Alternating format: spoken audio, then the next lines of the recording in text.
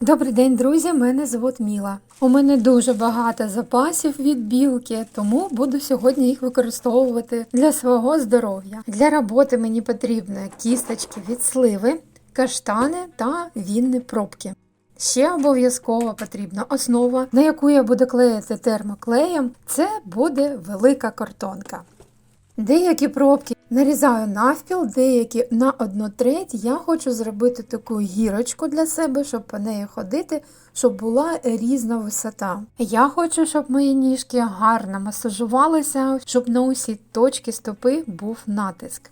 Якогось плану, як це все приклеїти, у мене не було. Я клеїла, як мені підказує моя душа та мій мозок. Спочатку я хотіла кісточки приклеїти вертикально, але щоб вони витримали мою вагу, їх треба клеїти одна до одної дуже близько. Стільки кісточок у мене нема, тому ця ідея відпала. Приклеїла їх в лежачому положенні та додала між них ще дерев'яних бусин. Одразу скажу, коли я почала використовувати цей килимок, у мене почали тріскатися каштани.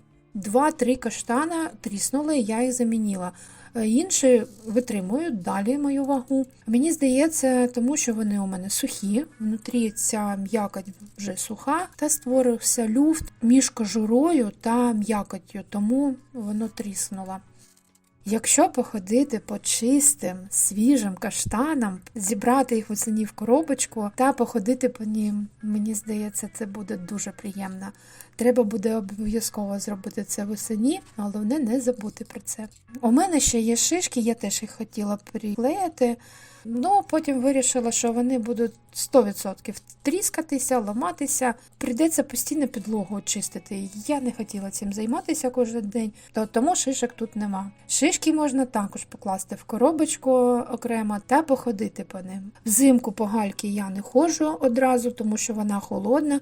Я спочатку її грію на пательні або в духовці. Цей килимок мені потрібен для розігріву ніг. Спочатку я по ньому хожу, потім по гальки, а потім по самим колючкам, які я замовляла в інтернеті. Такий спосіб розігріву ніг мені пропонував мій фізіотерапевт. Друзі, будь ласка, спочатку спитайте у свого лікаря, потрібен вам такий килимок чи не потрібен, а потім вже робіть його.